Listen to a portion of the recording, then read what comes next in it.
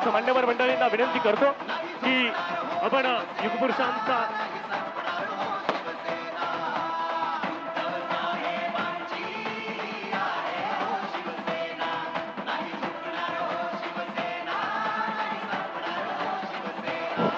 या ठिकाणी श्री पृथ्वीराज पाटील शहर जिल्हा प्रमुख यांचं या ठिकाणी स्वागत झालेलं आहे. तर आम्ही त्यांना विनंती करतो श्री पृथ्वीराज पाटील या ठिकाणी आता आपलं मनोगत व्यक्त करतायत सांगली जिल्ह्याचे खासदार श्री चंद्रहार पाटील साहेब. आम्ही विनंती करतो की साहेब आपण आपलं मनोगत व्यक्त करावं.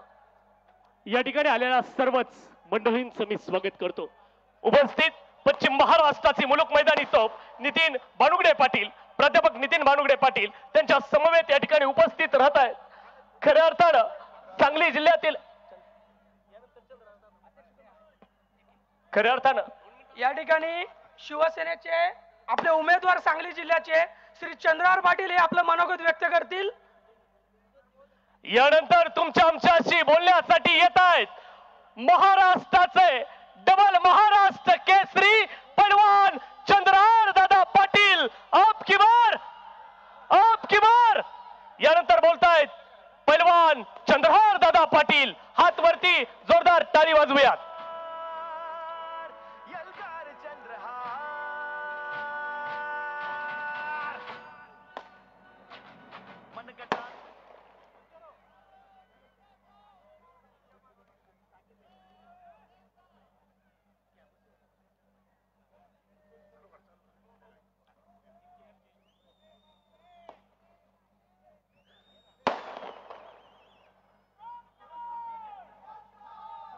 लोकसभेच्या निवडणुकीच्या निमित्तानं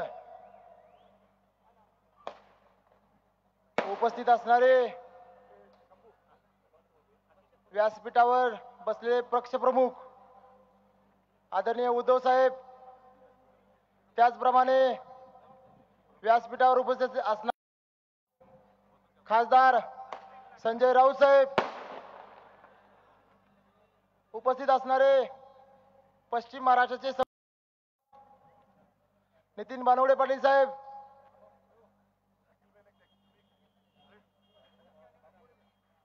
आत्ताच उपस्थित झालेले आदरणीय पृथ्वीराज बाबा, व्यासपीठावर उपस्थित असणारे सुकुमार कांबळे साहेब, व्यासपीठावर बसलेले सर्वच मान्यवर, समोर बसलेली सर्व मतदार बंधू आणि भगिनींनो, खरं तर आपण सर्वांनी पाहिलं गेल्या 21 तारखेला मिरज शहरामध्ये जी साहेबांची विराट सभा पार पडली, त्या सभेमध्ये आदरणीय उद्धव साहेबांनी जो शब्द आपल्याला दिलेला होता उमेदवारीच्या बाबतीत, खरं तर तो शब्द कशा पद्धतीने पाळण्यात आला, शब्द म्हणजे काय असतं ते महाराष्ट्रानं नाही तर संपूर्ण भारतानं बघितलं. माझ्यासारख्या एका सामान्य शेतकऱ्याच्या मुलाला की ज्याची पार्श्वभूमी राजकीय पार्श्वभूमी पाठीमागं काहीही नसताना, घरात माझ्या कुणी आमदार खासदार नसताना सुद्धा, कुठली मोठी संस्था पाठीमागं साखर कारखान्यासारखी नसताना उद्धव साहेबांनी तो एक विश्वास माझ्यावर टाकलेला आहे. तो विश्वास कधीही आयुष्यभर आम्ही विसरू शकत नाही साहेब. खरं तर माझी उमेदवारीची घोषणा झाल्यानंतर विरोधक सुरुवातीला असं वाटत होतं की सुरुवातीला विरोधक आपल्या समोर एकच उभा असतील, पण नंतर अशी परिस्थिती निर्माण झाली की एक नाही तर 2 विरोधक आपल्या समोर उभे राहिले. पण विरोधकांची पण अडचण झाली, कारण माझ्यावर बोलण्यासारखं काय आज. म्हणून त्यांनी एवढंच चालू केलं, उमेदवार नौका आहे, राजकीय पार्श्वभूमी काय त्याची, जिल्ह्यासाठी त्याचं योगदान काय. पण मला त्या विरोधकांना सांगायचंय, 2007 ची निवडणूक जिल्हा परिषदेची स्वर्गीय आबांच्या मार्गदर्शनाखाली आदरणीय आपल्या जिल्ह्याचे नेते जयंतराव पाटील साहेब, त्याच पद्धतीनं खानापूर आटपाडी विधानसभा मतदारसंघाचे आमदार स्वर्गीय अनिल भाऊ बाबर यांच्या मार्गदर्शनाखाली सांगली जिल्हा परिषदेची निवडणूक 2007 साली मी वयाच्या 22व्या वर्षी लढवलेली होती. माझं मला पहिलं स्वतःला मतदान करून समोर सलग 30 वर्ष निवडून येणाऱ्या उमेदवाराला अवघ्या 10 मतांनी पराभूत करून माझ्या राजकारणाची सुरुवात केलेली आहे मी. त्यामुळे राजकारण माझ्यासाठी नवीन नाही. आणि जिल्ह्यासाठी योगदान जर म्हणाल तर माझ्या कुस्तीची कारकीर्द सर्वांनी तुम्ही बघितलेली आहे. 28 वर्ष ह्या सांगली जिल्ह्याला महाराष्ट्र केसरीची गदा नव्हती. 28 वर्षानंतर तुमच्या सर्वांच्या आशीर्वादानं ह्या जिल्ह्याला महाराष्ट्र केसरीची गदा मिळवून देण्यात मला यश मिळालं. त्यानंतर 35 वर्षानंतर या संपूर्ण महाराष्ट्रामध्ये डबल महाराष्ट्र केसरी कोण झालेला नव्हता. आणि पुन्हा एकदा तुमच्या सर्वांच्या आशीर्वादानं 35 वर्षानंतर डबल महाराष्ट्र केसरीची गदा ह्या सांगली जिल्ह्याला मिळवून देण्यात मला यश मिळालं. गोवंश संवर्धन म्हणून बैलगाडी स्पर्धा भारतातील सर्वात मोठी आयोजन करण्याचं जे नियोजन केलं तेही सांगली जिल्ह्यामध्ये केलं. जय हिंद महारक्तदान यात्रा, आर्मीसाठी कुणीतरी रक्तदान करावं, गेल्या 75 वर्षामध्ये कधीही न झालेला उपक्रम हा सांगली जिल्ह्याच्या वतीनं आमच्या फाउंडेशननं करण्याचा आम्ही प्रयत्न केला. त्याच पद्धतीनं सांगली जिल्ह्यामध्ये भारतातील सर्वात मोठी तालीम उभा करण्याचं काम आज विटा शहरामध्ये चालू आहे. म्हणजे 28 वर्षानंतर सांगली जिल्ह्याला महाराष्ट्र केसरी गदाची मिळवून दिली. 35 वर्षानंतर डबल महाराष्ट्र केसरीची गदा सांगली जिल्ह्याला मिळवून दिली. भारतातील सर्वात मोठी बैलगाडी स्पर्धा सांगली जिल्ह्यात, जय हिंद महारक्तदान यात्रेचं आयोजन सांगली जिल्ह्यामध्ये आणि भारतातील सर्वात मोठी तालीम उभा करण्याचं काम सांगली जिल्ह्यामध्ये. म्हणजे एका शेतकऱ्याच्या मुलानं जिल्ह्यासाठी अजून ह्याच्यापेक्षा काय योगदान दिलं पाहिजे, काय माझं कर्तृत्व सिद्ध केलं पाहिजे की तुम्ही मला आज उमेदवारीच्या लायक समजताल. हे माझं कर्तृत्व आहे. समोरच्या विरोधकांनी सांगावं तुमचं कर्तृत्व काय आहे. जी गोष्ट केली आजपर्यंत, जी प्रामाणिकपणे केली, गेली 15-20 वर्ष झालं प्रामाणिकपणाने लाल मातीची सेवा केली म्हणून तुमच्या समोर एक वेळा नाहीतर 2 वेळा महाराष्ट्र केसरी म्हणून उभा राहण्याचं मला भाग्य मिळालं. जिल्ह्यासाठी जी गोष्ट करत गेलो ती जिल्ह्यासाठी करत गेलो. जिल्हा सांगली जिल्हा महाराष्ट्राच्या नव्हे तर संपूर्ण देशाच्या नकाशावर कशा पद्धतीने उठून दिसल अशा पद्धतीने नेहमी प्रयत्न करत गेलो. पण ह्या माझ्या उमेदवारीमुळे विरोधकांची खूप मोठी अडचण झालेली आहे. त्यांना आज बोलण्यासाठी माझ्यावर काही टीका करण्यासाठी काही सुचत नाही. पण महाविकास आघाडीतील जी बंडखोरी झाली ती सर्वांची इच्छेप्रमाणे ती व्हायला नाही पाहिजे होती. पण ती शेवटी 22 तारखेला बंडखोर उमेदवार आपल्या पुढे अपक्ष म्हणून आज उभा आहेत. पण आज एक साहेब म्हण म्हटली जाती हिंदीमध्ये, भगवान के घर देर है लेकिन अंधेर नहीं. तीच म्हण आज आपल्या बंडखोर उमेदवाराला लागू पडते. आज काँग्रेसचा झेंडा घेऊन ती जे नाचत होते की मला काँग्रेस पक्षाकडनं उमेदवारी मिळाली पाहिजे, पण त्याच काँग्रेस पक्षाला कुरघोडी करून संपवण्याचं गेल्या अनेक वर्षात जे तुम्ही काम केलं ते खरं नियतीने न्याय दिला तो आणि तुमच्या उमेदवारी तिथनं डावलण्यात आली. आज तुम्ही काँग्रेसमध्ये असताना मदन भाऊ पाटलांचा जिल्हा मध्यवर्ती बँकेमध्ये कशा पद्धतीनं पराभव केला हे संपूर्ण जिल्ह्यानं बघितलेलं आहे.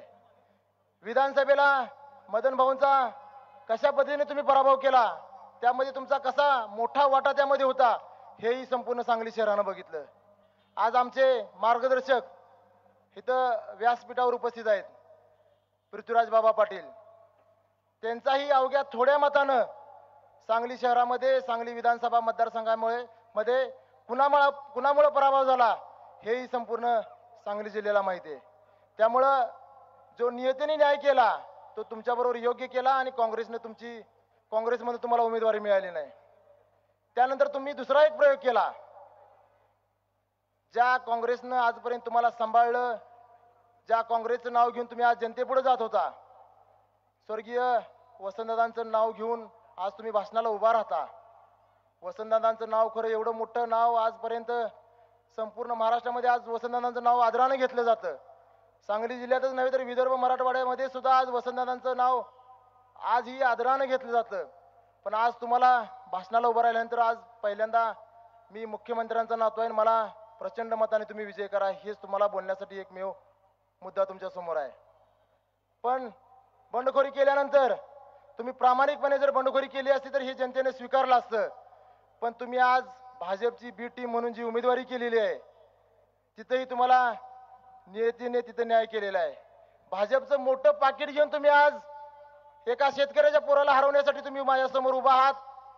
पण नेत्यांनी परत तुमच्याशी न्याय केला. तुम्हाला भाजपचं पाकिट घेऊन तुम्ही उभं राहिल्यामुळे तुम्हाला पाकिट हे चिन्ह परत मिळालं आणि ते नेत्याने दुसऱ्यांदा न्याय केला.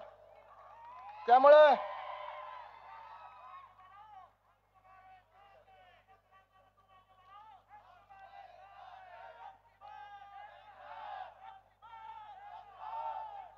अशा अनेक कुरघड्या करून काँग्रेस पक्षामध्ये तुम्ही आजपर्यंत जे कारकीर्द तुम्ही गाजवली त्या कारकिर्दीची पोचपावती म्हणून तुम्हाला आज बंडखोरी करून अपक्ष उमेदवारी करण्याची वेळ आलेली आहे.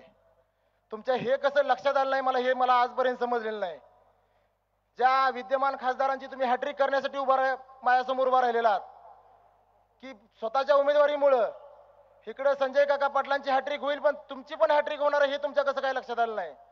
2014 साली तुमचा पराभव झालेला आहे, 2019 साली तुमचा पराभव झालेला आहे आणि 2024 सालीही तुमचा पराभव होणार आहे.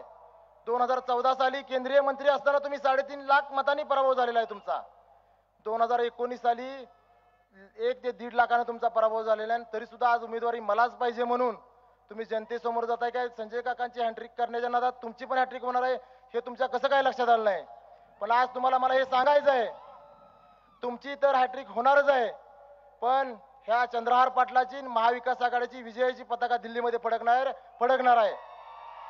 त्यामुळे तुम्ही कुठलीही गोष्ट करायला गेला तरी तुमच्या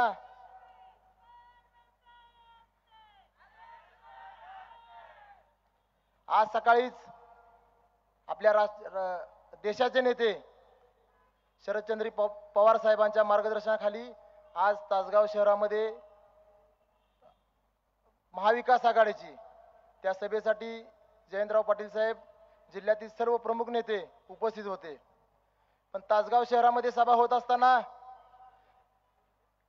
महाराष्ट्रात कुठेही गेलो आपण आणि तासगावचं नाव घेतलं तर स्वर्गीय आराराबांचं नाव निघतं.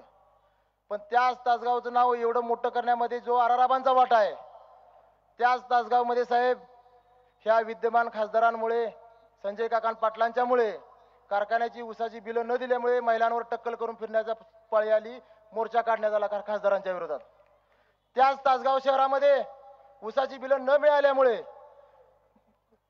सर्व ज्येष्ठ तरुण मंडळींना कपडे काढून उघडा मोर्चा काढण्याची पाळी ह्याच विद्यमान खासदारांमुळे तासगाव शहरामध्ये आली. म्हणजे ज्या तासगावचं नाव आराराबांनी संपूर्ण महाराष्ट्रामध्ये केलं त्या तासगावचं नाव बदनाम करण्याचं काम ह्या विद्यमान खासदारांनी केलेलं आहे.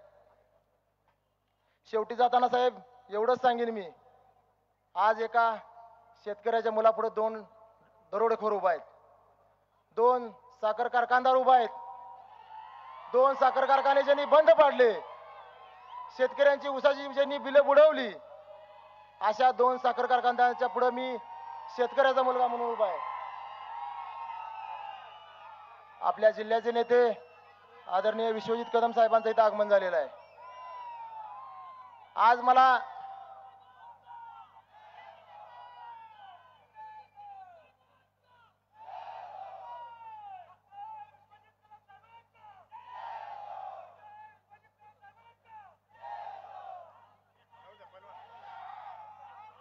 दोन साखर कारखानदारच्या मध्ये मी आज उभा आहे.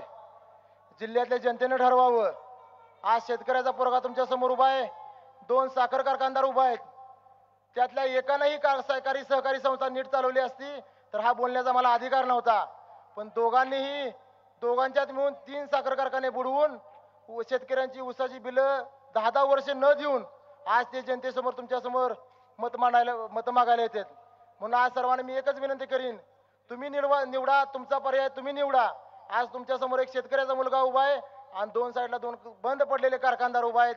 त्यात तुम्ही उडकून तुम्ही मतदान करा. येणाऱ्या 7 तारखेला 1 नंबरला चंद्रहार सुभाष पाटील हे नाव मशाल या चिन्हापुढचं बटन दाबून तुम्ही प्रचंड मताने मला विजयी कराल असा ठाम विश्वास मी आपल्या समोर व्यक्त करतो आणि थांबतो. जय हिंद, जय महाराष्ट्र. धन्यवाद. आपकी बार यानंतर शकीलजी परजादे आपण या ठिकाणी संबोधित करताय. शकीलजी परजादे. अस्सलाम वालेकुम. आज जो महाआघाड़ी के उम्मीदवार चंद्रहार पाटिल साहब का जो उम्मीदवारी मिली है, इसका मैं पूरे हयात फाउंडेशन की तरफ से, और मैं एक शिव सैनिक हूँ, उनको पूरे मुस्लिम समाज की तरफ से पार्टी दे रहा हूँ आज.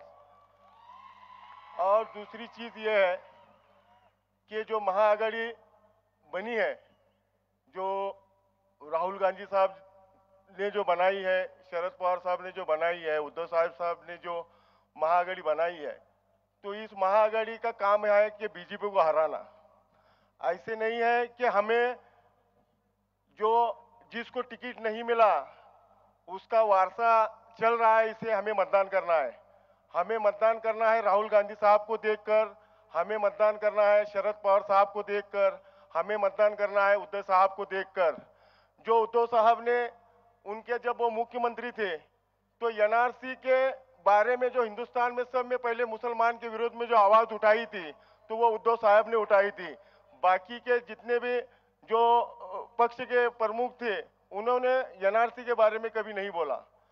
तो हम उद्धव साहब को आगे बढ़ाने के लिए और महाआघाड़ी को ऊपर, महाआघाड़ी के उम्मीदवार को चुन को लाने के लिए घर घर से हर मुस्लिम समाज के लोगों को और जितने बिखरे जमात के लोग हैं, 12 बलूदार लोग हैं, इनको मैं ये कहना चाहता हूँ, मेरे दिल से ये इल्तिजा है कि आने वाले वक्त में जब तक ये बीजेपी को हराएंगे नहीं हम, तो हम को सुकून से नहीं रहना देंगे ये बीजेपी के लोग. और आज जो मुस्लिम के नाम पर जो आपको हिंदू समाज के जो अंधभक्त लोग हैं, इनको बताया जा रहा है कि हम मुसलमान को तनाव दे रहे हैं, तकलीफ दे रहे हैं, तो इस तकलीफ में उनको इकट्ठा करके आज बीजेपी का जो दाव चला है तो उसे हमें पूरा बिगाड़ना है. और मुस्लिम समाज के सभी लोगों को मैं ये कहना चाहता हूँ कि जो राहुल गांधी साहब ने जो 5 मुद्दे पर हिंदुस्तान को जब पंतप्रधान बनेंगे, वो जो आघाड़ी के जो पंतप्रधान बनेंगे, तो पहले सब में ये बोला है कि अल्पसंख्यक लोगों के लिए 1 लाख रुपए उनके अकाउंट पे डालेंगे और हर महिला के अकाउंट पे 8-8 हजार रुपए हर महीने आएंगे. तो अल्पसंख्यक समाज के जितने भी लोग हैं, दलित समाज के जितने भी लोग हैं, ये इनसे मैं गुजारिश करना चाहता हूँ कि आप जो पाकिट के विषय में जो सांगली जिले में जो हवा उछल रही है, ये उन्होंने सामने से पाकिट लेके ये पाकिट मारने का काम किया है. तो हमें ये पाकिट को उसके पाकिट में ही रखना है और मशाल के चिन्ह को, हम मशाल के चिन्ह पर 1 नंबर पर बटन दबाना है और इस हमारे चंद्रहार साहब को दिल्ली को लेके जाके पहुंचाने की कोशिश करना है. और मैं दोबारा यही कहना चाहता हूं मेरे मुस्लिम समाज के सभी भाइयों को कि जो आज की जो फिजाई चल रही है, तो आने वाले वक्त में जो आघाड़ी बनी है, यहाँ हमारे सांगली जिले के जो विश्वजीत कदम साहब, जिन्होंने कांग्रेस का कमान उनके हाथ में है, उनसे मैं कहना चाहता हूं कि साहब आप पूरे सांगली जिले के जितने भी पदाधिकारी हैं, जो आमदार हैं और जो तुम्हारे नगर सेवक हैं, उनको सबको ये चेतावनी दीजिए कि अपने अपने मतदार संघ में से मतदान बेहतरीन से बेहतरीन चंद्रहार साहब को करें. और इतने 2 शब्द कह के मैं रजा लेता हूं. जय हिंद, जय महाराष्ट्र. धन्यवाद. यानंतर माजी राज्यमंत्री आणि युवकांचे लोकप्रिय नेते, काँग्रेसचे नेते विश्वजित उर्फ बाळासाहेब कदम साहेब बोलतायत. एक हात वरती जोरदार टाळी देऊन कदम साहेबांचं स्वागत करूया. यानंतर बोलतायत आमदार विश्वजित उर्फ बाळासाहेब कदम बोलतायत. एक टाळी आपल्या स्वाभिमानाची, सांगलीची ऐतिहासिक टाळी देऊन आपण स्वागत करूया. यानंतर बोलतायत आपल्या सर्वांचे लाडके नेते काँग्रेसचे सन्माननीय विश्वजित उर्फ बाळासाहेब कदम बोलतायत.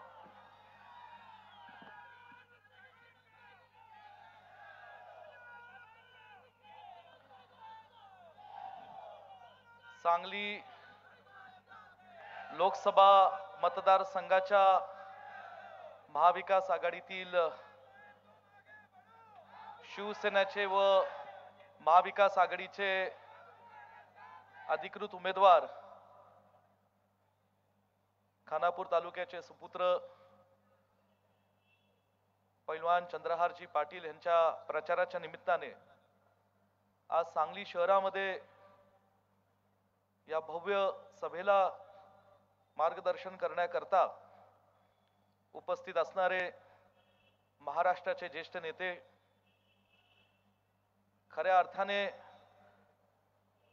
मराठी माणसाकरता, मराठी अस्मितेकरता छत्रपती शिवाजी महाराजांच्या विचारांचा वारसा घेऊन आज जे संघर्ष करत आहेत ते शिवसेना पक्षाचे नेते, महाराष्ट्राचे माजी मुख्यमंत्री आदरणीय उद्धव बाळासाहेबजी ठाकरे साहेब, इथे उपस्थित असणारे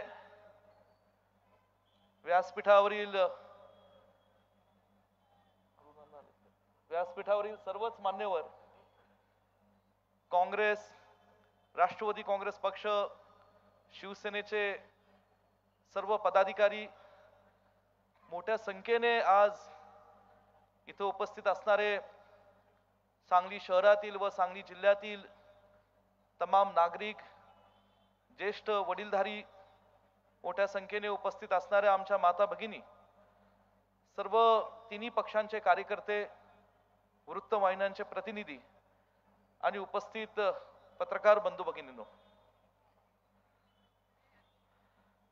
आज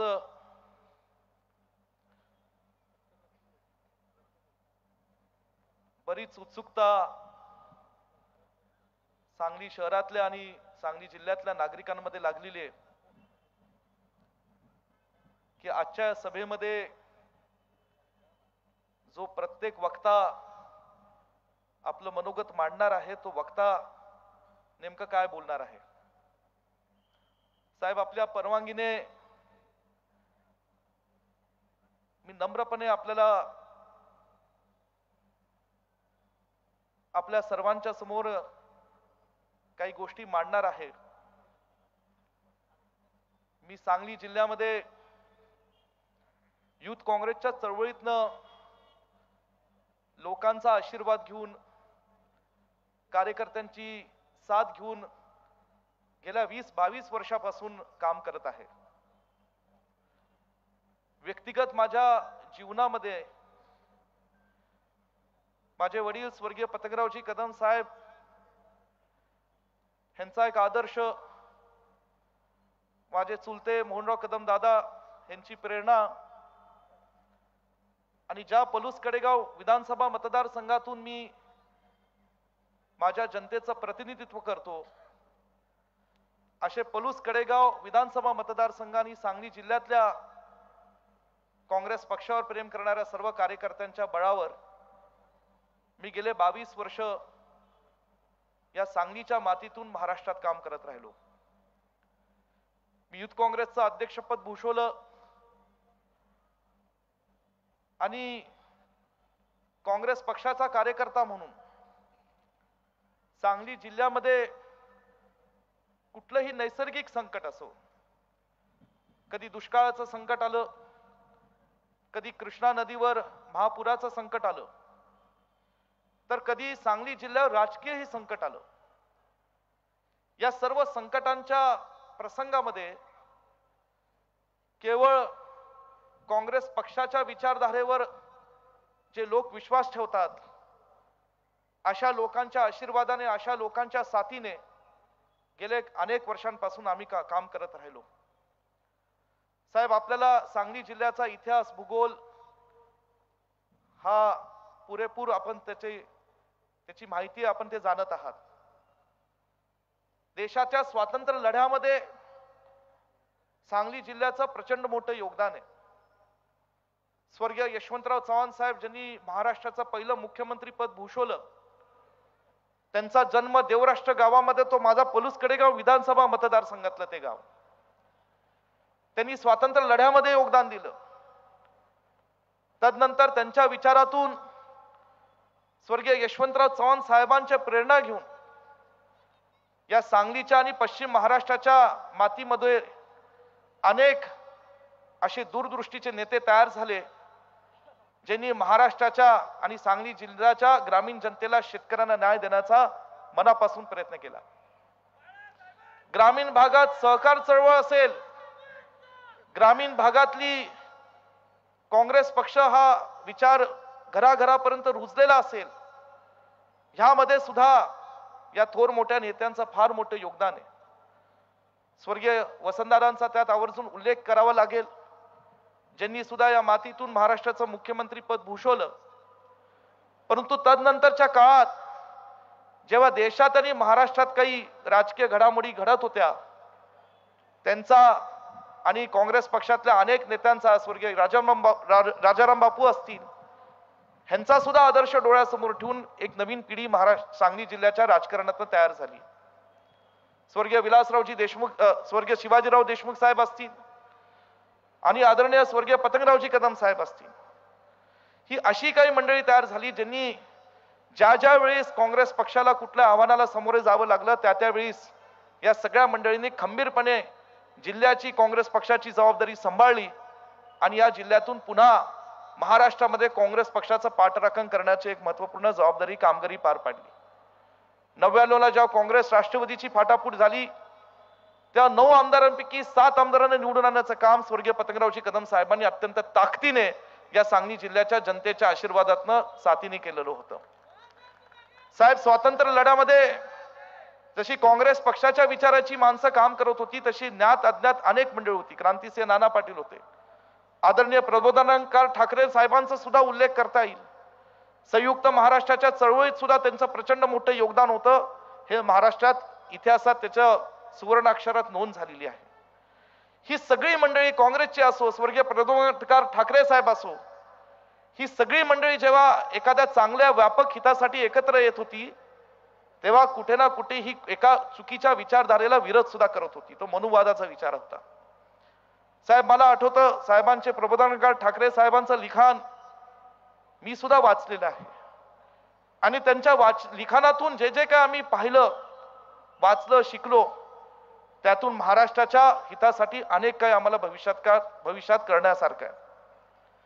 साहेब, हा सांगली जिल्ह्याचा इतिहास मांडत असताना गेल्या 5 वर्षामध्ये थोडा आमच्या सांगली जिल्ह्यामध्ये थोडे आघात झाले. एक एक करून आमच्या जिल्ह्यातले अनेक मोठे नेते ही या ठिकाणी दुःखद त्यांची निधनं झाली, त्यातनं आमच्यातनं निघून गेले.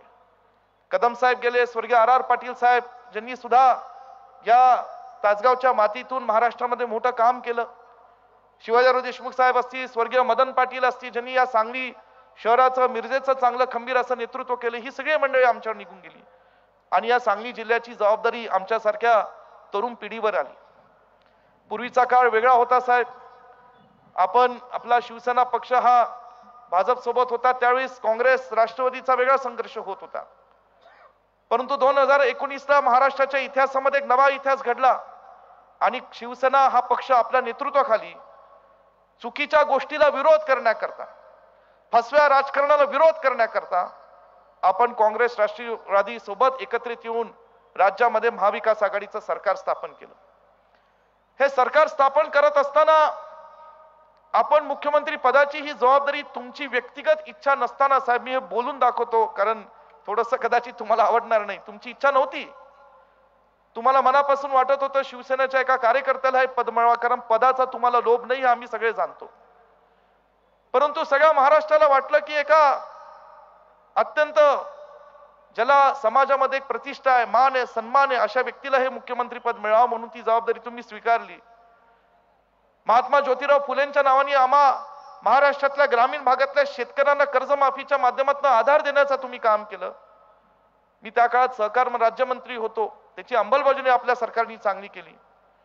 आपल्या सरकारला विकासाची गती येत असताना अचानकपणे कुणाची तरी दृष्ट लागली आणि पुन्हा या सरकारमध्ये या ठिकाणी जो काही कामकाज होतं त्याला कुठेतरी मी म्हणेल असं खीळ पाडण्याचा एक चुकीचा प्रयत्न झाला.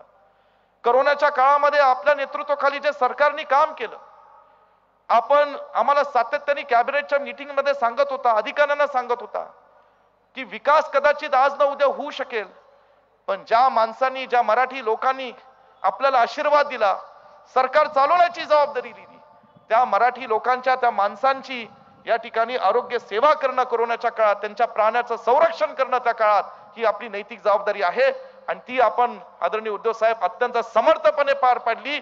हे महाराष्ट्राला त्या ठिकाणी आम्ही सगळेजण साक्षीदार आहोत. कोरोना काळातली जी आपली माणुसकी आहे, जी आपली भावना आहे, ती सगळी आम्ही त्यावेळेस पाहिली आणि म्हणून 2-2.5 वर्ष आपण सगळे एकत्रित काम करत होतो, पण एकत्रित काम चांगलं करत होतो हे कुणाला बघवलं नाही. दुर्दैवाने महाराष्ट्राच्या इतिहासामध्ये, महाराष्ट्राच्या राजकीय संस्कृतीमध्ये जे कधी घडलं नाही ते घडलं आणि आपल्या शिवसेना पक्षावर असा काही घात झाला की काही मंडळींनी हा शिवसेना पक्षही फोडला. हा शिवसेना पक्ष फोडल्यानंतर सुद्धा तिथं त्यांची भूक तिथं या ठिकाणी भूक भरली नाही आणि पुन्हा त्यांनी राष्ट्रवादी काँग्रेस पक्ष फोडला. हे सगळं आपल्या डोळ्यासमोर होत होतं साहेब. आज मला या ठिकाणी म्हणायचंय की जो पक्ष, शिवसेना पक्ष, स्वर्गीय बाळासाहेब ठाकरे साहेबांनी मराठी माणसांच्या अस्मितेसाठी, महाराष्ट्रातील मराठी लोकांसाठी, मुंबईमध्ये एकेकाळी असणाऱ्या महाराष्ट्राच्या कानाकोपऱ्यातून गेलेल्या गिरणी कामगारांसाठी, त्या कामगारांच्या न्याय हक्कासाठी जो पक्ष स्वर्गीय बाळासाहेब ठाकरे साहेबांनी या ठिकाणी स्थापन केलेला होता, तो पक्ष सुद्धा फोडण्याचं पाप या महाराष्ट्राच्या राजकारणात काही लोकांनी केलं. खरं सांगायचं साहेब, महाविकास आघाडी तरी कुठे कमी पडली नाही. विरोधी पक्ष म्हणून जे काही नियतीने आपल्यावर घात घातला त्याच्यातनं सुद्धा सावरून आपण सगळे एकत्रित काम करत होतो, पण ते सुद्धा लोकांना बघवलं नाही. म्हणून त्यांनी आपल्यातला एक सहयोगी पक्ष, तिसरा राष्ट्रवादी काँग्रेस पक्ष, हा सुद्धा फोडण्याचं पाप केलं आणि महाराष्ट्राच्या राजकारणाला एक चुकीचं गालबोट लावलं. साहेब, मला एकच सांगायचंय, आज महाराष्ट्राची जी जनता ही जे महाविकास आघाडीने जो कौल देतीये, जे सातत्याने तुम्हाला जनतेतनं उठाव दिसतोय, हा उठाव या महाराष्ट्राच्या जनतेला जे घडलं मागच्या काही वर्षभरामध्ये ते त्यांना कदापि मान्य नाही आणि येणाऱ्या लोकसभेच्या निवडणुकीत आणि पुढे येणाऱ्या विधानसभेच्या निवडणुकीत ही महाविकास आघाडीच्या पाठीशी खंबीरपणे उभं राहण्याचं काम ही महाराष्ट्राची जनता करेल, हा मला विश्वास त्या निमित्ताने वाटतो. जाईल तिथे आज उठाव जनतेचा दिसतो. लोकांच्या मनात एक सुप्त लाट आहे, ही सुद्धा आम्हाला जाणवते. ही लाट जाणवत असताना साहेब, कुठेतरी गेल्या 6 महिने मी मगाशी म्हणालो तसं आम्ही जिल्ह्यातले तरुण पिढीतले काँग्रेसचे कार्यकर्ते फार खंबीरपणे काम करत होतो. आम्ही आशा बागळली. लोकशाहीमध्ये प्रत्येक जण आपापल्या मतदारसंघात, आपल्या जिल्ह्यात, आपल्या क्षेत्रात काम करत असताना प्रत्येकाला वाटत असतं आम्हाला आमचा न्याय मिळावा, हक्क मिळावा आणि म्हणून ही जागा काँग्रेस पक्षाला मिळावी म्हणून आम्हीही लढत होतो. आमचा तो अधिकार होता आमच्या पक्षश्रेष्ठींकडे की ही जागा काँग्रेस पक्षाला मिळावी, या ठिकाणी आम्ही ते मांडत होतो. दुर्दैवाने या ठिकाणी महाविकास आघाडीच्या वरिष्ठ पातळीवर त्या चर्चेतनं शेवटपर्यंत ही भूमिका घेऊन या ठिकाणी ती जागा आम्हाला मिळाली नाही. जे काय राज्य पातळीवर झालं असेल त्यात काही गैरसमज झाले असतील. मला काँग्रेस पक्षाच्या वरिष्ठ नेत्यांनी आशा दाखवली की विश्वजित, ही जागा मांडण्याकरता तू शेवटपर्यंत प्रयत्न करत राहा, आम्ही प्रयत्न करत राहतो आणि म्हणून ही सगळं थोडंसं गेल्या महिन्याभरात, 2-3 महिन्याभरात हे वातावरण तापलं. साहेब, आज मला एवढंच सांगायचंय, ठीक आहे, आपण चंद्ररावजी पाटील, एक शेतकऱ्याचा मुलगा, एक पैलवान क्षेत्रातला एक तरुण कार्यकर्ता, त्याला पक्षात घेतलं, त्याला उमेदवारी दिली, परंतु कुस्तीचं फड वेगळं असतं, राजकारणातलं फड वेगळं असतं. आणि सांगली जिल्ह्यातलं या ठिकाणी राजकीय फड असं आहे की इथं तयार असलेले मल्लच या ठिकाणी यशस्वी होतात. आणि म्हणून आपल्याला सांगायचंय की तुम्ही या ठिकाणी महाविकास आघाडीची जबाबदारी म्हणून आज तुम्ही आमच्यावर जे काही विश्वासाने दिलेली आहे, यामध्ये तिन्ही पक्ष, फक्त काँग्रेस नाही, राष्ट्रवादी काँग्रेस पक्षाचे सर्व कार्यकर्ते सुद्धा मला खात्री आहे महाविकास आघाडीचा धर्म करून या ठिकाणी पार पाडतील. साहेब, मला एवढंच सांगायचं आहे की आज जेव्हा काँग्रेस पक्षाचा कार्यकर्ता म्हणून मी माझ्या भावना मांडत होतो, मला माहिती आहे 2च मिनिटात मला संपवायचं आहे, परंतु लोकांच्याही काही भावना आहेत आणि त्या या ठिकाणी मांडणं साहेब आवश्यक आहे. मी जेव्हा मांडत होतो तेव्हा मला माहिती आहे की महाविकास आघाडीच्या ज्या काही अडचणी असतील, जागा वाटप असतील, तुम्ही विदर्भात 1-2 जागा काँग्रेस पक्षाने द्या, सगळ्या गोष्टींची आमच्या कल्पना आहेत, वरिष्ठ नेत्यांना कल्पना आहे. परंतु कुठेतरी आम्हाला तळमळ मनामध्ये होती की यंदा आम्हाला ही जागा लढवायला हवी होती. तरी सुद्धा साहेब हा निर्णय महाविकास आघाडीचा आता आम्ही मान्य करतोय. जे काय आम्हाला राहिलेल्या कमी दिवसांमध्ये जेवढं शक्य असेल तेवढा लोकांपर्यंत पोहोचण्याचा आम्ही प्रयत्न करतोय. उमेदवारांनी त्याच्या पद्धतीने कष्ट घ्यायला हवे, मित्र पक्षाने सुद्धा त्यांच्या पद्धतीने त्यांचे कार्यकर्ते कामाला लावायला हवे, हे सगळं मान्य आहे. साहेब एवढंच सांगतो की महाराष्ट्राचा तुमच्याकडे बघण्याचा दृष्टिकोन वेगळा आहे. आज शरद पवार साहेबांवर सुद्धा जो घात झालेला आहे त्याच्या बाबतीत एक मोठी सहानुभूती लोकांमध्ये. आज आमचे नेते राहुलजी गांधींनी जी भारत जोडो यात्रा 3,500 किलोमीटरची काढली, त्याच्या बाबतीत लोकांची आस्था आणि त्याच्या बाबतीतलं राहुलजींच्या बाबतीतलं एक आकर्षण वेगळं आहे. आणि आज तुमच्याकडे सुद्धा महाराष्ट्राचा एक वाघ म्हणून या ठिकाणी पाहण्याची आज जे लोकांचा दृष्टिकोन आहे.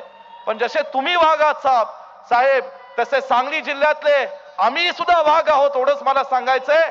आणि वाघ म्हणून जे काय आम्हाला या ठिकाणी महाविकास आघाडीचा धर्म पाळायचा आहे तो पाळण्याचा निश्चितपणे प्रयत्न करू आणि ते केला जाईल, ते कृतीमध्ये दिला जाईल, एवढंच तुम्हाला प्रामाणिकपणे सांगतो. आणि माझे 2 शब्द इथंच थांबवतो. जय हिंद, जय महाराष्ट्र. धन्यवाद. धन्यवाद. यानंतर बोलतायत संयमाचा तोल साहेब तुमचा सुटत नाही, हृदयातलं प्रेम कार्यकर्त्यांचं आटत नाही, राजकारणाच्या गदीत लक्ष साधून खेळायचं असतं, जोर लावून दांडून चिन्नीला कोलायचं असतं, जल्लोष आणि कोलाहार काना आड करावा लागतो, डोळा ठेवून चिन्नीवर करेक्ट झेलावा लागतो. जयंत झेप, जयंत दृष्टी, जयंताय चैतन्य नुसतं, जयंत राज. जिथं तराजून प्रेम कधी तोलायचं नसतं आणि जिथं जयंत पाटील तिथं जास्त काही बोलायचं नसतं. यानंतर बोलतायत जयंत पाटील.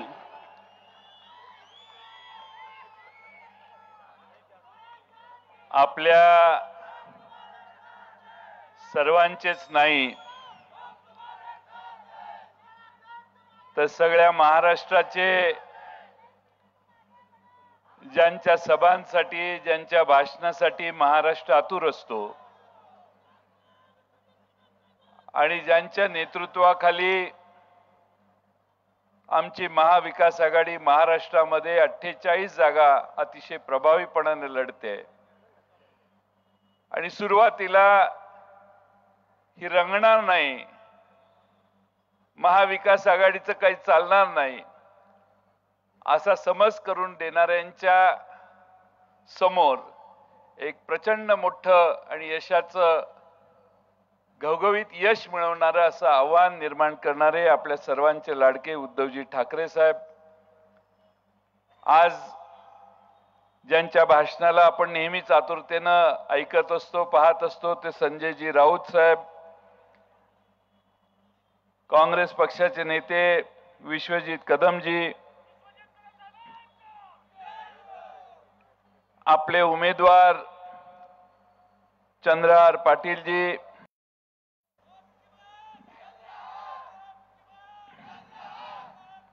मिलिंद नार्वेकर, नितीन बानुगडे पाटील, पृथ्वीराज बाबा पाटील बजाज, संजय पवार, सुकुमार कांबळे, सिद्धार्थ जाधव, दिगंबर जाधव, बाबासाहेब मुळीक, संगीताताई हारगे, संजय विभूते, बजरंग पाटील, चंदन चव्हाण, अभिजित पाटील, मनीषाताई पाटील, शंभूराज काटकर, बाळासाहेब पाटील, सर्वच मान्यवर आणि बंधू भगिनींनो, लोकसभेच्या निवडणुका उद्याच्या 7 तारखेला आपण मतदान करून आपलं मत देऊन या देशात पंतप्रधान कोण होणार, कुणाचं सरकार येणार याचा निर्णय करणार आहात. संपूर्ण देशामध्ये सामान्य माणसं भारतीय जनता पक्षाच्या पूर्णपणाने विरोधात गेलेत आणि माणसांची प्रचंड रागाची भावना पदोपदी महाराष्ट्रात आणि देशात अनेक ठिकाणी लोक व्यक्त करतात. महिन्याभरापूर्वी चित्र वेगळं होतं, पण जेव्हापासून महाराष्ट्रामध्ये उद्धव ठाकरेंचे दौरे सुरू झाले, उद्धवजींच्या जशा सभा सुरू झाल्या, शरद पवार साहेब पायाला भिंगरी घालून जसे फिरायला लागले, तसा महाराष्ट्र पुन्हा एकदा ठामपणाने या दोघांच्या मागे उभा राहतोय असं चित्र निर्माण झालं. महाराष्ट्रामध्ये मराठी माणसांनी तयार केलेले 2 पक्ष फोडण्याचं प्रायश्चित्त भारतीय जनता पक्षाला द्यायचं, हा निर्धार मराठी माणसांनी महाराष्ट्रात केलेला दिसतोय. मी आज आपल्यापुरतं सांगत नाही, पण शिवसेना, काँग्रेस आणि राष्ट्रवादी काँग्रेस आमचे सगळे मित्र पक्ष हातात हात घालून आम्ही काम करतोय.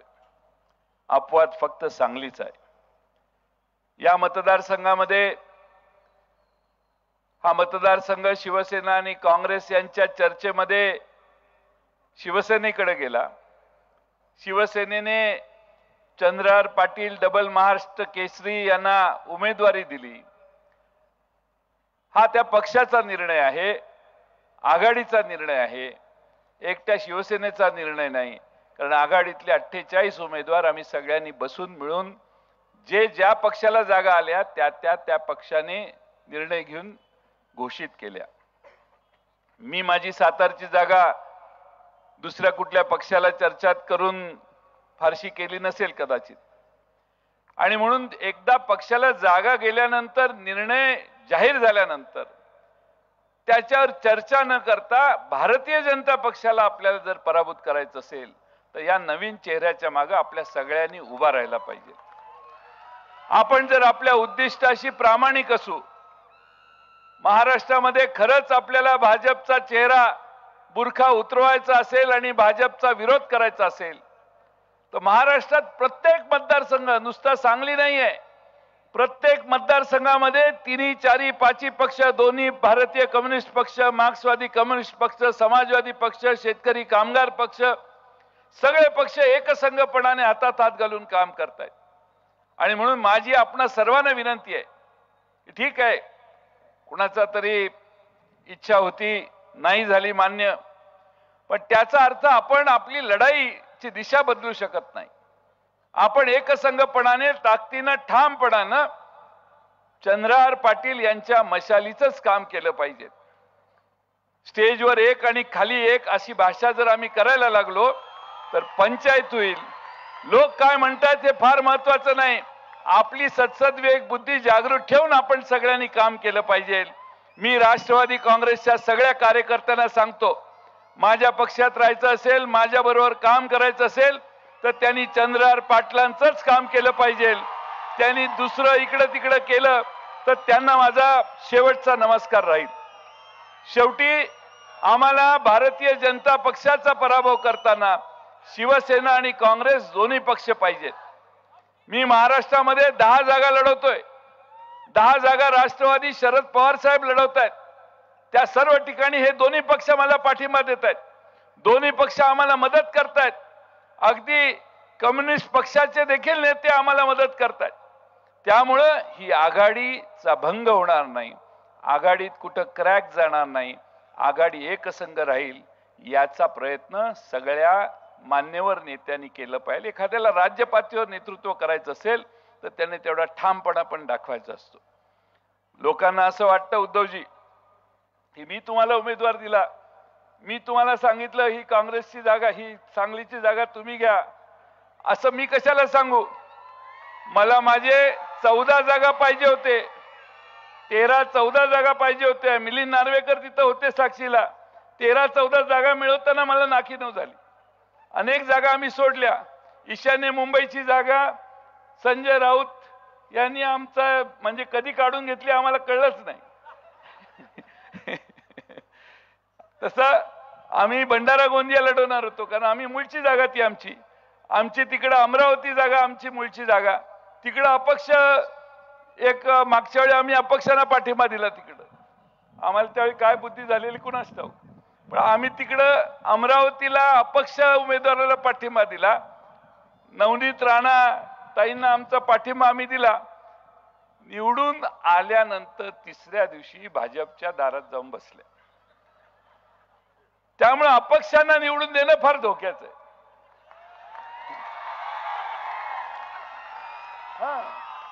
कधी कुठं जातील काय पत्ता नाही. आणि त्यामुळे ज्याला शाहू फुले आंबेडकरांचा विचार मान्य आहे, शाहू फुले आंबेडकरांचा विचार ज्यांना मान्य आहे त्यांना जातीयवादी शक्तींच्या बरोबर लढत असताना ठामपणाने चंद्रहार पाटलांच्या मागे उभा राहायला पाहिजे, हा माझा आग्रह आहे. मला माहिती आहे अनेक जण सोशल मीडियात माझी मापं काढतात, पण ही मी दिलेली किंमत आहे. आघाडीमध्ये मी तुमचा पार्ट आहे, आघाडीमध्ये मी तुमचा पार्ट आहे. अनेक जण माझ्या टीका करतात, माझा काही संबंध. सांगलीची जागा काँग्रेसनं का शिवसेनेला दिली असा माझा प्रश्न मी करू शकतो, पण मी नाही केलेला तो प्रश्न. तुमच्या दोघातली चर्चा आहे. मी ही जागाही मागितलेली नव्हती, तोंडातनं ब्रश शब्दही काढलेला नव्हता, कारण मला 13-14 जागा पाहिजे होत्या. त्या माझ्या हळूहळू 10वर आल्यावर मी त्या चिंतेत होतो. ठीक आहे, पण हा निर्णय झाला. एकदा निर्णय झाला की ताकदीनं त्याच्या मागे उभं राहायचं. मला आठवतंय उद्धवजींचा स्वभाव असा आहे, एकदा त्यांचा निर्णय झाला की सूर्य एखाद्या वेळे पश्चिमेला उगवेल, पण त्यांचा निर्णय ते बदलत. हा मला फार जवळून मागच्या महिन्याभरात अनुभव आलेला आहे. आणि त्यामुळं महाराष्ट्रातला शिवसैनिक त्यांच्या मागे निष्ठेनं का राहतो, तर एकदा दिलेला शब्द हा माणूस मोडत नाही, हा विश्वास सामान्य लोकांना आहे. शेवटी प्रत्येकाचं कॅरेक्टर, प्रत्येकाची व्हॅल्यू ही त्याच्या निर्णय क्षमतेत आहे. आपण नळमटळमपणा केला तर आपलं कॅरेक्टर, आपली पर्सनॅलिटी कधी तयारच होणार नाही. पण उद्धवजी ठामपणाने, मलाही 2-3 ठिकाणी सांगितलं, जयंतराव आमचा निर्णय झालाय, हा विषय बंद झालाय, तुम्ही हा विषय परत काढू नका. असे अनेक मागच्या 2-3 महिन्यात आमच्या चर्चेत सांगितले. ठामपणा आणि स्पष्टपणा, तुम्ही त्यांचं मार्गदर्शन ऐकाल, मला खात्री आहे. या सांगलीकरांना माझी विनंती आहे की नेता कसा असावा. गंगेत करोनाच्या काळात प्रेत वाहून गेली, त्यावेळी महाराष्ट्रात कुठल्याही प्रेताची वासलात विल्हेवाट लावताना योग्य ते संस्कार करून, अंत्यसंस्कार करूनच त्या प्रत्येक प्रेताची विल्हेवाट लावण्याची व्यवस्था आमचे नेते उद्धवजी वर्षा बंगल्यात बसून करत होते. भारतामध्ये 50 लाख माणसं मेली, करोनामध्ये मृत्यू झाला, पण महाराष्ट्रामध्ये करोनामध्ये ऑक्सिजन कमी पडला, काही हॉस्पिटल कमी पडले, जे झालं, हा नेता 24 तास या सगळ्या सुधारणा महाराष्ट्रात करण्याचं काम करत होता. म्हणून देशामध्ये उद्धवजींचं नाव उत्तम मॅनेजमेंट करोनाच्या काळात केली, म्हणून आज देश त्यांचं नावलौकिक नाव घेतो. या महाराष्ट्रात कर्जमाफी मी देणार, त्यांनी त्यांच्या निवडणुकीत घोषणा केलेली. मंत्रिमंडळात आम्ही 6-7 जण होतो पहिल्या आठवड्यात. आता अनेक भारतीय जनता पक्षाचे नेत्यांनी घोषणा केल्या, पहिल्या आठवड्यात आरक्षण देतो, पहिल्या कॅबिनेटला आरक्षण देतो. या नेत्याने पहिल्या मीटिंग मध्ये सांगितलं की प्रस्ताव तयार करा, आणि दुसऱ्या मीटिंग मध्ये महाराष्ट्रात हजारो कोटी रुपयाची शेतकऱ्यांना कर्जमाफी फक्त आणि फक्त उद्धव ठाकरेंच्या पुढाकारामुळे मिळाली. हे मित्रांनो तुम्ही समजून घ्या. आणि म्हणून आज महाराष्ट्र पुन्हा एकदा त्यांच्या मागे, शरद पवार साहेबांच्या मागे उभा राहतोय. आणि म्हणून मी आपल्या सगळ्यांना, मला माहिती आहे त्यांनाही जायचंय, म्हणून देशातली परिस्थितीवर एक शेवटची गोष्ट सांगतो. भाकरी करपली, आचारी म्हणाला तवा बदला. पुन्हा भाकरी करपली, आचारी म्हटला पीठ बदला. भाकरी तरी करपली, आचारी म्हटला पाणी बदला. भाकरी पुन्हा पुन्हा करपली, आचारी म्हटला चूल बदला. तरी देखील परिणाम शून्य, भाकरी करपतच राहिली. आज एकाचीही ह्या सगळ्या वेळी ताकद झाली नाही की आचारी बदला म्हणायची. इतक्या वेळा भाकरी करपली तरी आचारी बदला म्हणायची ताकद झाली नाही. ही भारतीय जनता पक्षाची परिस्थिती आहे.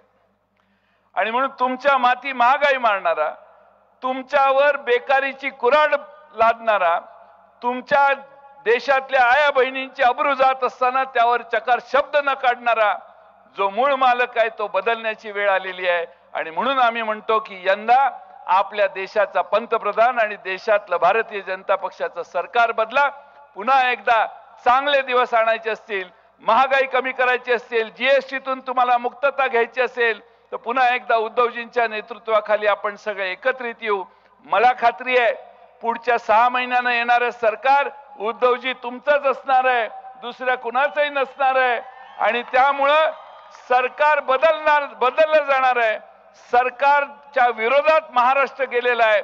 तुमचा देखील कौल त्याच दिशेनं मिळावा एवढीच विनंती करतो. सांगलीला ते आले, खरं म्हणजे तुम्ही येण्याच्या आधी मी इथं उपस्थित राहायला पाहिजे होतं, कारण आमचा सत्यजित पाटील शिवसेनेच्या मशालीचा उमेदवार पलीकडं शिरोळला आहे, त्यामुळं मला तिकडं सभेला वेळ झाला म्हणून दिलगिरी व्यक्त करतो आणि आपल्या सर्वांची रजा घेतो. मंडळी धन्यवाद पाटील साहेब. यानंतर तुमच्या अंशाशी बोलतायत, या सांगली जिल्ह्याच्या ऐतिहासिक जनतेवर बोलतायत, जनसमुदायाला संबोधित करण्यासाठी येत आहेत उद्धव बाळासाहेब ठाकरे शिवसेना या पक्षाचे पक्ष प्रमुख सन्माननीय उद्धव बाळासाहेब ठाकरे तुमच्या अंशाशी बोलतायत. खऱ्या अर्थानं मंडळी आपण पाहिलं असेल, कोरोनाचं महाभयंकर संकट आलं. आपला देशच नाही तर जग खऱ्या अर्थानं कोरोनाच्या पुढे अमेरिका इंग्लंड सारखी राष्ट्र सुद्धा कोलमडून गेली. पण आपल्या सर्वांचंच नव्हे तर या महाराष्ट्राचं भाग्य तत्कालीन मुख्यमंत्री उद्धव बाळासाहेब ठाकरे होते. प्रसंगी आजही तत्कालीन तळहातावर त्यांनी आपल्याला जोपासलं आणि कोरोनाच्या महाभयंकर परिस्थितीतून जे आपल्याला बाहेर काढलं ते सन्माननीय उद्धव बाळासाहेब ठाकरे तुमच्या आमच्याशी बोलतायत. अखंड हिंदुस्थानचे कैवारी प्रबोधनकार सुपुत्र देव देश धर्म मराठी मनाचे मानबिंदू हिंदू अस्मितेचे शिरोमणी हिंदुस्थानचे हिंदुस्थानचे एकमेव हिंदू हृदय सम्राट हिंदू धर्म रक्षक सरसेनापती महानेता माननीय श्री शिवसेना प्रमुख स्वर्गीय बाळासाहेब ठाकरे यांचा स्वर्गीय बाळासाहेब ठाकरे यांचा मराठी मनाचे मानबिंदू मराठी अस्मितेचे शिरोमणी सन्मान्य उद्धव बाळासाहेब ठाकरे यांचा सन्मान्य उद्धव बाळासाहेब ठाकरे यांचा अब की बार तुमच्या अंशाशी बोलतायत शिवसेनेचे पक्ष प्रमुख सन्मान्य उद्धव बाळासाहेब ठाकरे साहेब बोलतायत.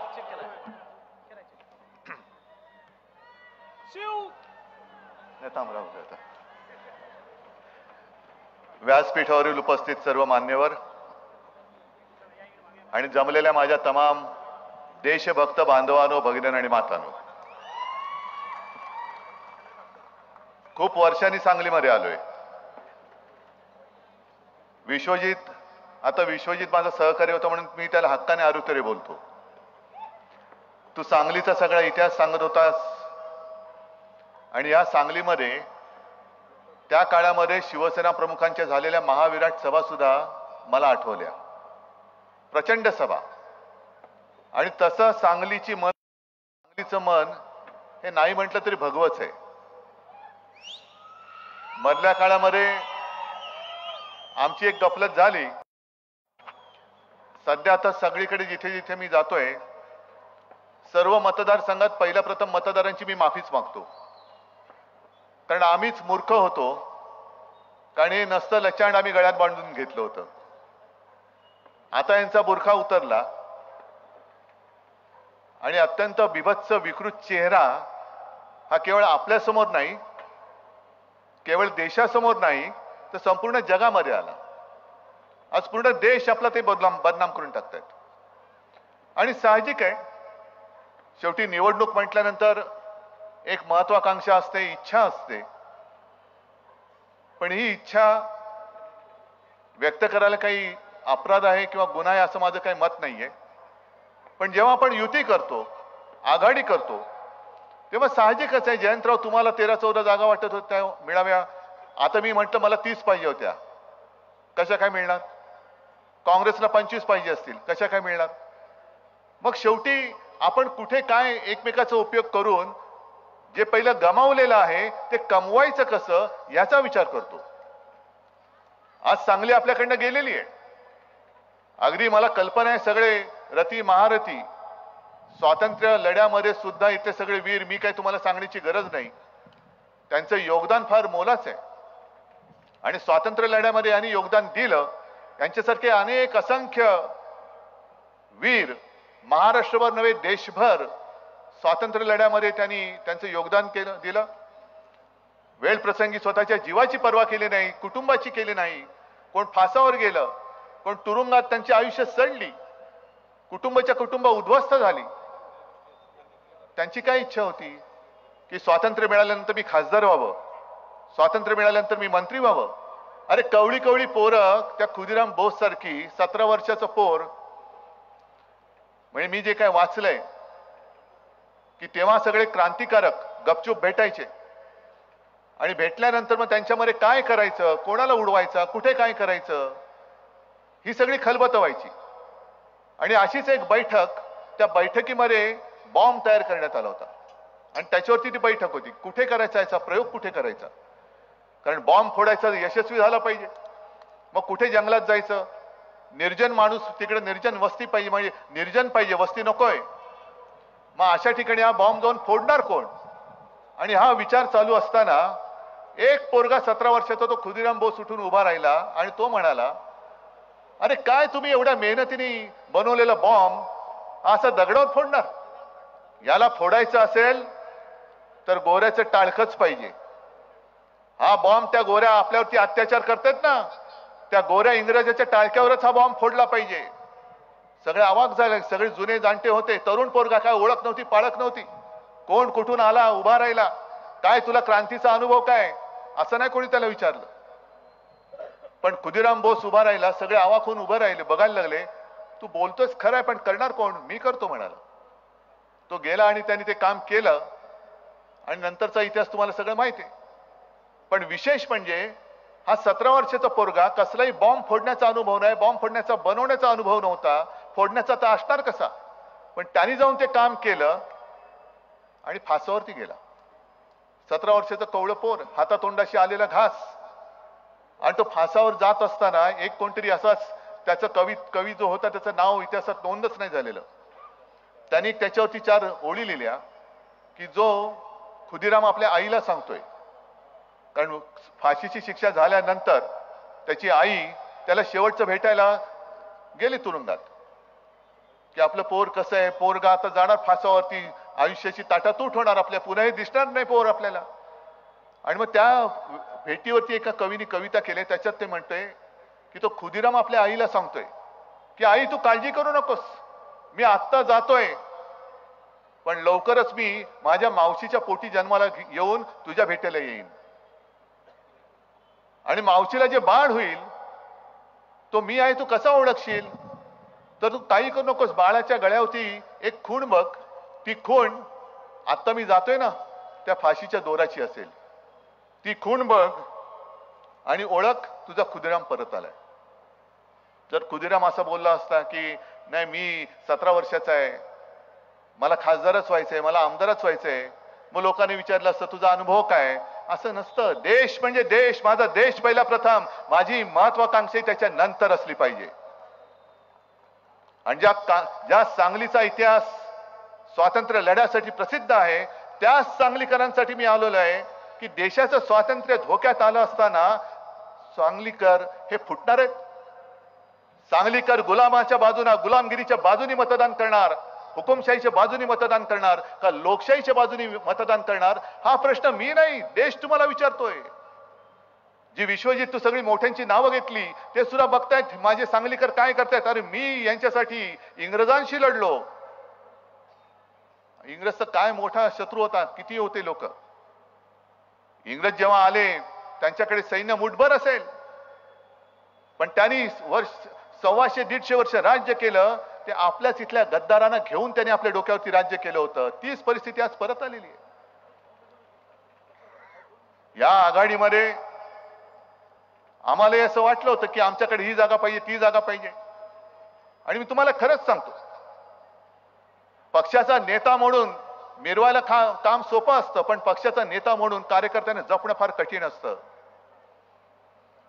आम्ही सुद्धा रामटेकची जागा सोडली, सलग 5 वेळा जिंकलेली जागा आम्ही सोडली, सलग 5 वेळा. काय तिथले लोक माझे नाराज नसतील झाले? कोल्हापूरची जागा सोडली आम्ही, शाहू महाराजांच्या प्रेमाखातर जागा सोडली. अमरावतीची जागा जयंतराव तुम्ही बोललात तुमची सुद्धा होती, आम्ही सुद्धा ती जागा सुद्धा 5 वेळा जिंकलेली होती. पण जिंकलेल्या जागा आम्ही दिल्या, कारण आघाडीचा नुसता फायदा मला एकट्याला नकोय, तर माझ्या सोबत्याला मित्राला सुद्धा झाला पाहिजे. आम्ही कोल्हापूर सोडली, रामटेक सोडली, अमरावती सोडली, आणि मला अभिमान वाटतो. काल मी कोल्हापूरला सभेला गेलो होतो, तुडुंब गर्दी होती, आणि स्वतः शाहू महाराज मला म्हणाले की उद्धवजी तुमच्या शिवसैनिकांची कमाल आहे, शिवसेनाच ही जागा लढते, अशा पद्धतीने जीव तोडून मेहनत करताय, यांच्या भरोश्यावर मी जिंकणार म्हणजे जिंकणारच. मधल्या काळात नागपूरला गेलो, तिथले शिवसैनिक भेटले, साहेब काळजी करू नका, रामटेक आपण जिंकणारच, आपण जिंकणार, आपण ही जागा लढवते काँग्रेस. आणि शिवसैनिक मला सांगतोय की उद्धवजी आपण जागा जिंकणार. अमरावतीला गेलो होतो, यशोमतीताई सांगतायत उद्धवजी तुमच्या शिवसैनिकांची कमाल आहे हो, दिवस रात्र काही नाही, कशाचे ओशाळे नाहीत, एक पैसा घेत नाही, आणि अक्षरशः आमच्यापेक्षा एक पाऊल पुढे टाकून काम करतात. मला अभिमान आहे त्या शिवसैनिकांचा. सुप्रियाताई सुद्धा तेच सांगते, सोलापूरमध्ये प्रणितीताई पण तेच सांगते. आणि मला नक्की माहिती आहे की उद्या चंद्रहार जिंकल्यानंतर चंद्रहार सुद्धा तेच सांगणार की उद्धवजी विश्वजित आहे, सगळे इथले काँग्रेस राष्ट्रवादीचे नेते आहेत, त्यांच्यामुळे आणि शिवसैनिकांच्या मेहनतीमुळे मी जिंकलो. याला म्हणतात आघाडी. आता आघाडी करायची कशाला? जर भारतीय जनता पक्षाने आमचा विश्वासघात केला नसता तर आम्ही राहिलो असतो त्यांच्या बरोबर. मग सांगलीच्या जागेचं काय झालं असतं, कोणाकडे गेली असती? पण आज संपूर्ण महाराष्ट्र माझ्या डोळ्यासमोर लुटला जातोय. त्या लुटीमध्ये सहभागी व्हायला मी लुटारू नाहीये, अजिबात नाही. ते पाप माझ्याकडनं कदापि घडणं शक्य नाही. म्हणून मी भारतीय जनता पक्षाच्या युतीला लाथ मारून त्यांच्यापासून बाहेर पडलो. डोळ्यात देखत महाराष्ट्राची लूटमार होते. आज सांगलीचे जे विषय आहेत काही केंद्राच्या अखत्यारीतले आहेत. 10 वर्ष होय आम्ही सुद्धा त्यावेळेला युतीत होतो, पण 10 वर्ष इकडनं जे तिकडे गेलेले आहेत, कोण ते म्हणतात तुमचे काका, का पाठवलं त्यांना? 10 वर्ष का पाठवलं? हा प्रश्न आता तुम्हाला पडलेला आहे.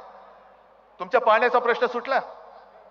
मला आठवतंय काही वर्षांपूर्वी जयंतराव जतच्या परिसरातली काही गावं त्यांनी जाहीर केलं की आम्ही आता महाराष्ट्रातून वेगळे होतो. मी त्यांना फोन केला आणि त्यांना सांगितलं असं वेडावाकडा काही निर्णय घेऊ नका, असं काही बोलू नका, मी स्वतः येतो. 24 तासात मी त्यांच्या भेटीला गेलो, त्यांचं सगळं समजावून सांगितलं.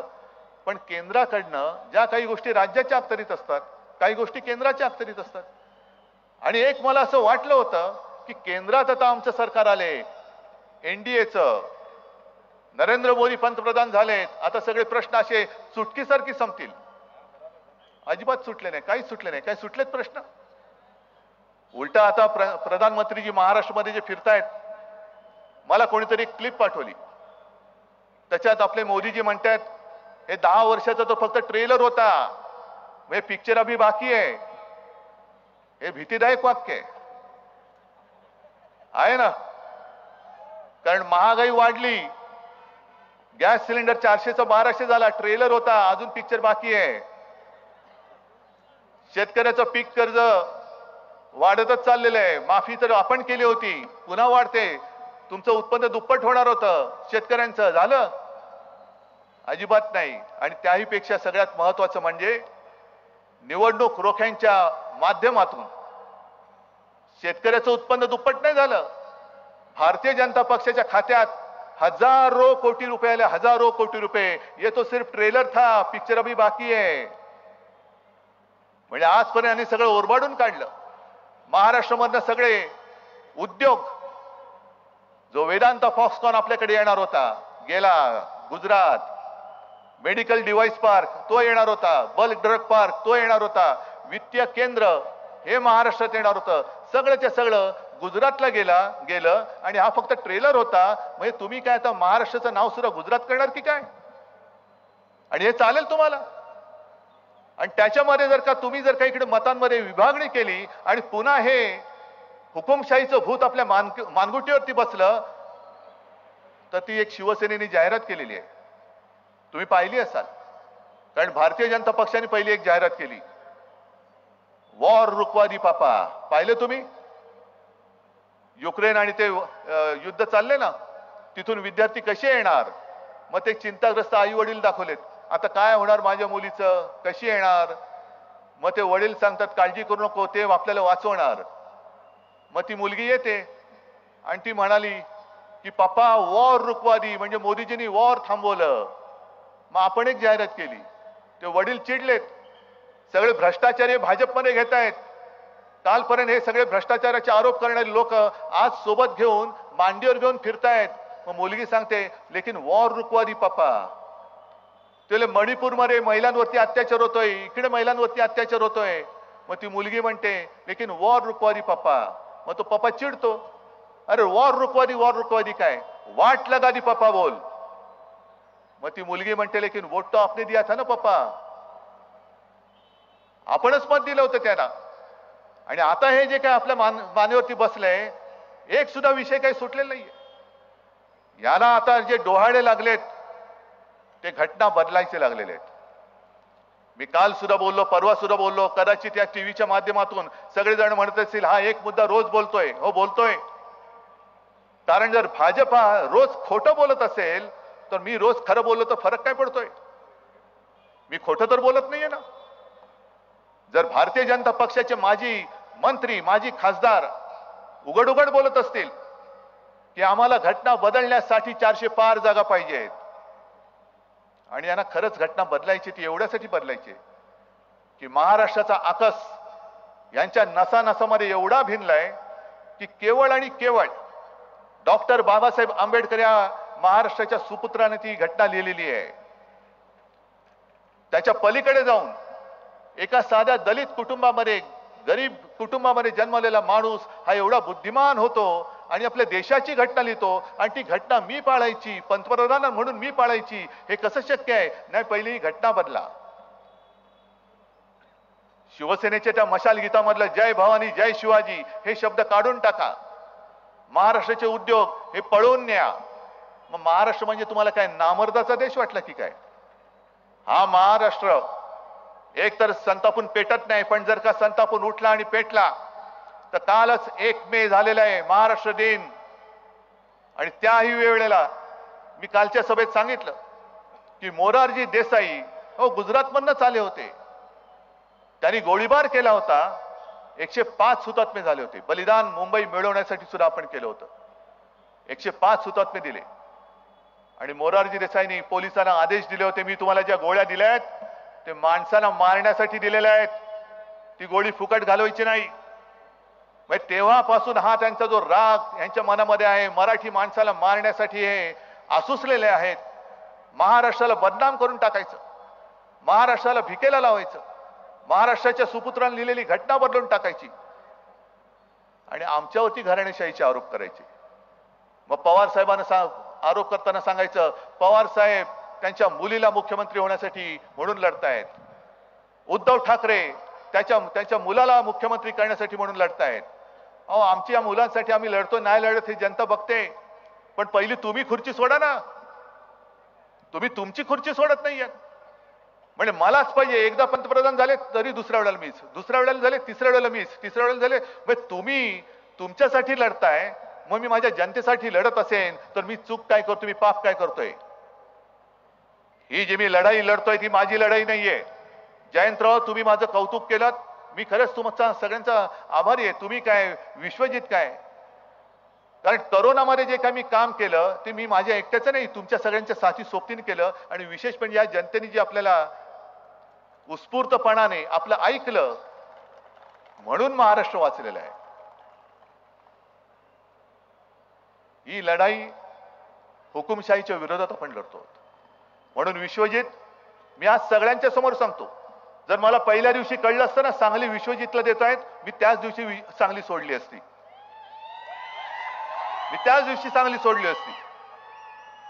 कारण तेवढा अधिकार आणि तेवढं प्रेम माझं तुझ्यावरती आहे.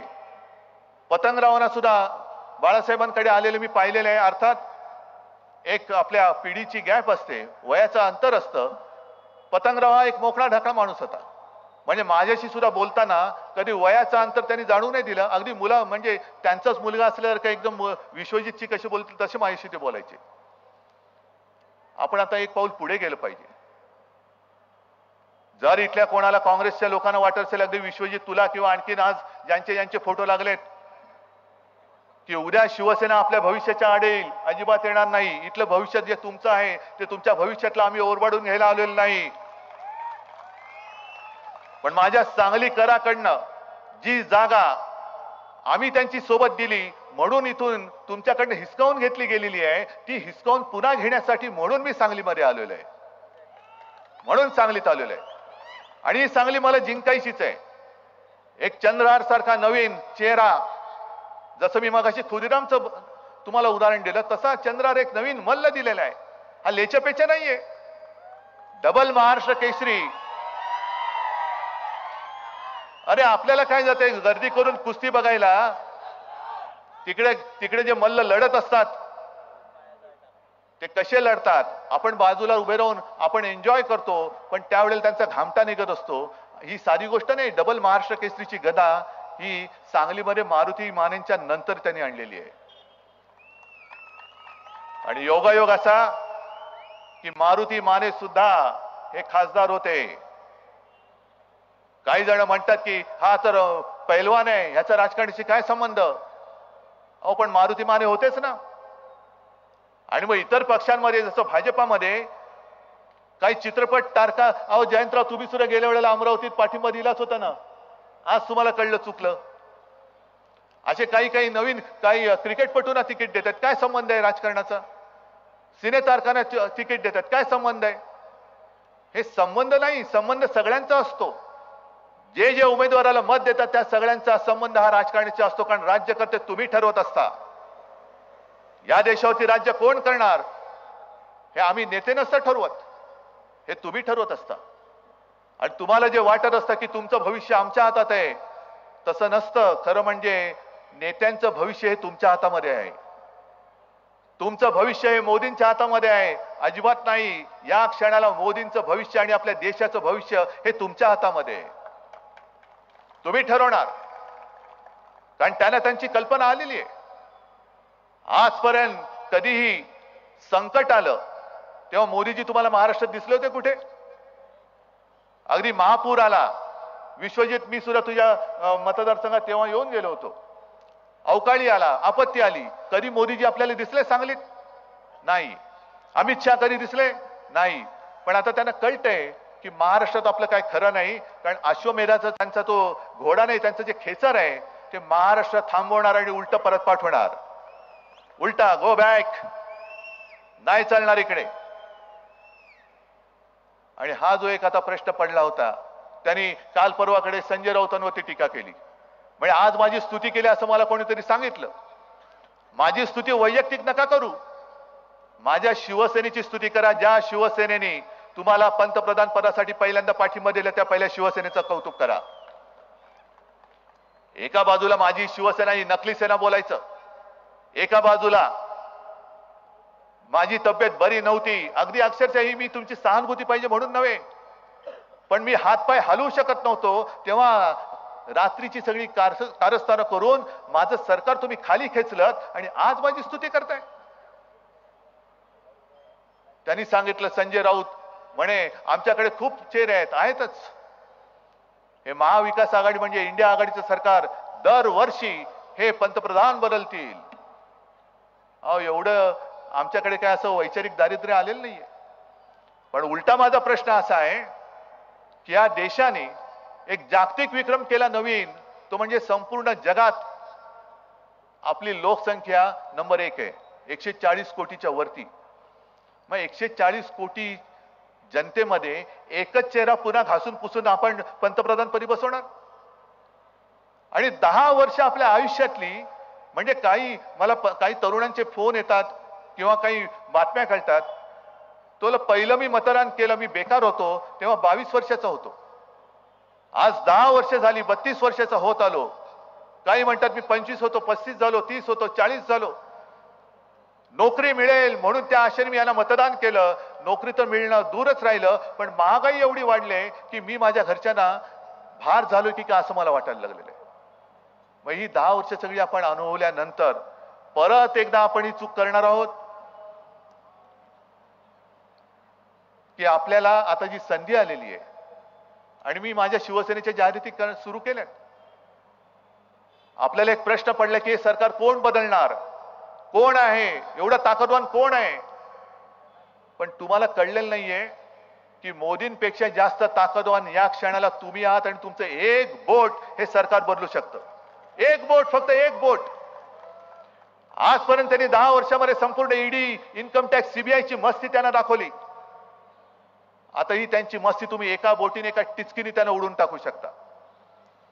आणि आज मी भाजपला इशारा देतोय की तुम्ही ज्या पद्धतीने तोडा फोडा आणि राज्य करा ही नीती अवलंबलेली आहे, जे जे आमच्या सोबत आहेत त्यांना तुम्ही खोट्या केसेस टाकून अडकवताय. एक तर भाजपला छुपा पाठिंबा दे, मतांची विभागणी कर, नाही तर तुरुंगात जा. तरी बरे काही जण उघड जात आहेत निर्लज्जपणाने, काही जण छुपी मदत करतायत की एक तर तू छुपी मदत कर, नाही तर तुरुंगात जा. तर भाजपला सांगते की सगळे दिवस सारखे नसतात. उद्याचं येणारं सरकार हे इंडिया आघाडीचं असेल आणि इंडिया आघाडीचे खासदार हे तुम्हाला आज खोटं वाटेल, पण देशभर जे वातावरण ते पाहिल्यानंतर 300च्या वरती इंडिया आघाडीचे खासदार निवडून आल्याशिवाय राहत नाही, हे तुम्ही आज लिहून ठेवा. आम्ही पोकळणारे देत नाही, 400 पार वगैरे नाही, आम्ही कोणताच नारा दिलेला नाहीये. पण आता संपूर्ण देशातल्या जनतेने नारा दिलेला आहे की अब की बार भाजपा तडीपार. आणि मला खात्री आहे की ज्या सांगलीला एका स्वातंत्र्य लढ्याची पार्श्वभूमी आहे, तो सांगलीकर आता दुसरा तिसरा विचार करणार नाही आणि हुकुमशाहीच्या विरुद्ध एकजुटीने, मग कोणी का असेना, त्याला गाडून त्याच्या छाताडावरती चंद्रहारच्या रूपाने मशाल पेटवून दाखवल्याशिवाय राहणार नाही, हा मला विश्वास आहे. आणि मग मगाशी तुम्ही जी काय घोषणा दिल्या होता देत होता ती आता द्या. आपकी बार आणि मशालीचं काय चिन्ह काय, बस फक्त मशाल बघायची, बाकी इकडे तिकडे बघायचं नाही. हातांमध्ये मशाल घ्यायची आणि हुकुमशाहीला जाळून टाकायचं, एवढीच एक शपथ घ्या. सर्वांना धन्यवाद देतो. जय हिंद, जय महाराष्ट्र.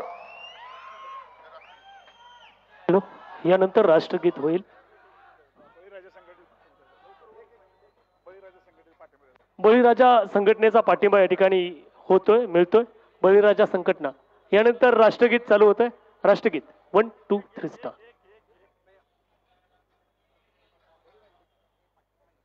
बळीराजा संघटनेचा पाठिंबा या ठिकाणी दर्शवत आहेत. अब की बार. यानंतर राष्ट्रगीत. बळीराजा संघटनेचा पाठिंबा या ठिकाणी दिला जातोय चंद्रहार पाटील साहेबांना. यानंतर राष्ट्रगीत. जनगण मन अधिनायक जय हे भारत भाग्य विधाता. पंजाब सिंध गुजरात मराठा द्राविड उत्कल गंगा. विंध्य हिमाचल यमुना गंगा उच्चल जलधि तरंगा. तव शुभ नामे जागे तव शुभ आशीष मागे. गाहे तव जय गाथा. जनगण मंगलदायक जय हे भारत भाग्य विधाता. जय हे जय हे जय हे जय जय जय जय हे. धन्यवाद ठाकरे साहेब. खऱ्या अर्थानं दिल्लीच्या तख्ताला सांगा, सांगली जिल्ह्याच्या भूमीतून जनता जनार्दनाचा आशीर्वाद घेऊन शेतकऱ्याचा सुपुत्र आता देशाच्या संसदेत येतोय. सांगली जिल्ह्याचा हक्काचा खासदार आपला तुम्हाला मिळतोय.